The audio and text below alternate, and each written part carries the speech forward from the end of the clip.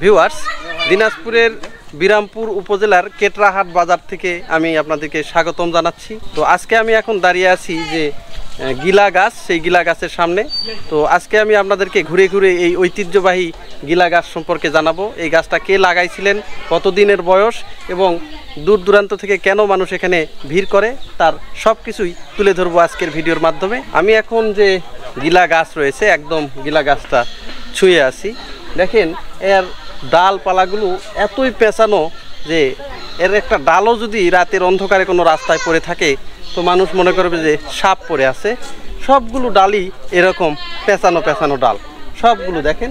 আশেপাশে যত ডালগুলো দেখা যাচ্ছে সবগুলোই এই ধরনের একদম সাপের মতো পেঁচানো যে ডাল। দেখেন এখানে যতগুলো ডাল রয়েছে এই গাছের সবগুলোই সাপের মতো পেঁচানো পেঁচানো, সবগুলো গাছই পেঁচিয়ে পেঁচিয়ে উপরের দিকে উঠে গেছে। এই যে এই পাশ দিয়ে ওই যে আশেপাশের যে গাছগুলো রয়েছে সেই গাছের যে সাথে এই লতার মতো হয়ে উঠে গেছে এই গাছের ডালগুলো, গিলা গাছ। এই যে দেখেন একদমই খুবই পেঁচানো এই ডালগুলো, একদম সাপের মতো। এখানে দেখলে মনে হবে যে কয়েক হাজার সাপ একটার উপর একটা উঠে আছে, এই ধরনের পেঁচিয়ে পেঁচিয়ে আছে। এইগুলো হচ্ছে লতা, লতা নেমে গেছে এই গাছের। এই গাছটা আনুমানিক 11 বছরের বয়স, 11 বছর আগে এই গাছটা লাগানো হয়েছিল। আপনারা কোথা থেকে আসছেন? বিরামপুর থেকে। বিরামপুর থেকে এই গাছ দেখার জন্য? হ্যাঁ, গাছ দেখার জন্য। কেমন লাগতেছে?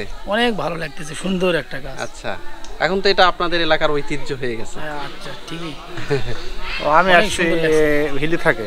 আপনি হিলি থেকে এর আগে শুনছিলাম এবং দেখছি নাকি এটা ভাইরাল গিলা গাছ। আচ্ছা, আর এটা তো প্রায় বিলুপ্ত হয়ে গেছে। হ্যাঁ, বিলুপ্ত প্রায় গাছ দেখে ভালো লাগছে। আচ্ছা, অনেক সুন্দর দানাদার প্রকৃতির গাছ।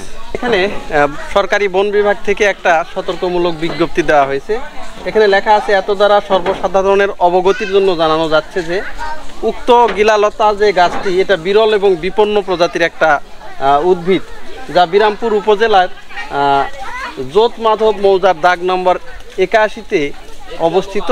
তো আরও বিজ্ঞপ্তি দেওয়া হয়েছে যে এই গাছের কোনো কেউ ক্ষতি সাধন করবেন না, লতা পাতা ছিঁড়বেন না বা গাছের উপর কেউ উঠবেন না, এই ধরনের সতর্কতামূলক যে পোস্ট এখানে দেওয়া হয়েছে এবং সরকারি বন বিভাগ থেকে। যদিও এই গাছটা ব্যক্তি মালিকানা, একজন ব্যক্তি এই গাছটা লাগাইছিল, কিন্তু এটা যেহেতু বন বিভাগের জায়গা এই কারণে এই বিজ্ঞপ্তিটা এখানে লাগানো হয়েছে। মূলত যে মালিক যিনি লাগাইছিলেন এই গাছটা তাকে বলা হয়েছে আপনি ফল খান, ফল পারেন বা লতা পাতা যদি কোনো কাজে লাগাতে পারেন, কিন্তু এই গাছটা এখানে সংরক্ষিত থাকবে, এই গাছ আপনি মালিক হতে পারবেন না। তো আমি মালিকের সঙ্গেও কথা বলেছি যে তারও যে কোনো দাবি দেওয়া এইটা কিন্তু আবার তার নাই। তিনি বলেছে আমার আসলে এক জায়গায় বেড়াতে গেছিলাম, 4টা ফল আমি পাইছি, সেই ফলগুলো এখানে আমি এনে লাগাইছি, সেই ফল থেকে এই গাছটা হয়েছে এবং সেটা এখন এলাকার ঐতিহ্য। প্রতিদিন শত শত লোক এখানে বেড়াতে আসে, এটাই তার আনন্দ। এই যে দেখেন এটা হচ্ছে যে গাছের মূল গোড়া, এখান থেকে এই গাছটি শুরু হয়েছে। এই গাছের গোড়া থেকে একটু কাছে যখন আসতেছি যেখানে, এখানে এসে এতই প্যাঁচ যে প্যাঁচের কোনটা মূল গাছ, কোনটা গাছের শেকড়, কোনটা আলাদা ডাল, এখানে কিছুই বোঝার নাই। দেখেন একদম পেঁচিয়ে পেঁচিয়ে আছে। এখান থেকে এই পেঁচানো গাছগুলো আস্তে আস্তে উঠে এখন ছোট ছোট ডালপালা ছড়িয়ে ছড়িয়ে এই যে উপরের যে গাছগুলো আছে সেই গাছের দিকে ওই যে চলে গেছে। দেখেন উপরের যে গাছগুলো আছে সেই গাছগুলোর উপরে চলে গেছে লতা হয়ে হয়ে। এখন এইগুলো যত দূর যাবে, এইভাবে ডালগুলো যত মোটা হবে ততই এই ধরনের প্যাঁচ হবে। এটাই হচ্ছে সেই যে গিলা গাছ, সেই গিলা গাছ। ভিউয়ার্স, আমি এখন যে গিলা গাছটার সামনে দাঁড়িয়ে আছি, সেই গিলা গাছ যিনি লাগাইছিলেন সেই মালিকের সঙ্গে আমি এখন দাঁড়িয়ে আছি।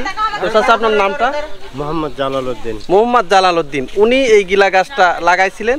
তো এটার যে শুরুর যে ইতিহাস সেটা একটু শুনবো ওনার কাছ থেকে। আচ্ছা চাচা, এই গাছটা আপনি কোথায় পাইছিলেন? এটা লালমনিহাট বেড়বা গেছিল, ওখান থেকে ওই রংপুরে এক আমার সাথে। আচ্ছা, আমার বাড়ি 2 দিন থাকে বেড়ে কুড়ে। হ্যাঁ, আসার সময় লালমনি বাজার থেকে বীজ কিনে নিয়ে আসি। আচ্ছা, নিয়ে আসে খাতে খাতে আমার বাড়ি ওলিয়াটে 4টা বীজ লাগাইছিল। আচ্ছা, এই 4টা বীজ আটে লাগে। হ্যাঁ, আল্লাহর রহমতে গাছ হয়ে গেছে। এখন অনেক দিন থেকে আসে গাছ, কেউ কিছু লক্ষ্যই করে না, এখন আসে ভাইরাল করে দিয়ে একেবারে আচ্ছা আচ্ছা, এই গাছের কি কোনো ফল হয়? জি, ফল এই হয়। ফলটা কি খাওয়া যায়? হয়। কি ধরনের ফলটা? মানে ফল এই মুরগির গিলার মতো, এই যে আচ্ছা। গিলা আচ্ছা, ফল আছে। দেখি একটু। এই যে দেখেন যে এই গিলা যে ফল, এই ফলটা উনি দেখাচ্ছেন। এই যে এই ফলটা না, এই ফলটা যেটা আছে, এই ফলই হচ্ছে এই গিলা ফল বলে। তো এটা আসলে কি এমনি এমনি খায়, না এটা আসলে পাক করে খায়, রান্না করে খাওয়া হয়? রান্না করে। এই গাছের বয়স কত আনুমানিক? 11 বছর 11 বছরে এতটুকু হয়েছে। এতটুকু আছে। আচ্ছা, আমি তো দেখতেছি আশেপাশে এই জায়গাটা হচ্ছে যে বন করা আছে। এটা কি আপনাদের ব্যক্তিগত না জায়গা? না, বন বিভাগ বন বিভাগের জায়গা। এটা আপনি এখানে বন বিভাগের জায়গাতেই গাছটা লাগাইছিলেন। লাগাই। তো এখন এই যে গাছটা চারিদিকে ভাইরাল হয়ে গেছে ধরতে গেলে সারা বাংলাদেশ। তো আপনি যে গাছ লাগাইছিলেন, এটা আপনার কেমন লাগে এই বিষয়টা? ভালো লাগে। ভালো লাগে। তো এই যে আপনি যে এই গাছটা বন বিভাগের জায়গায় লাগাইছেন, হ্যাঁ, বন বিভাগ থেকে আপনাকে কোনো স্বীকৃতি বা এই জাতীয়? স্বীকৃতি কি দিবে ওরা?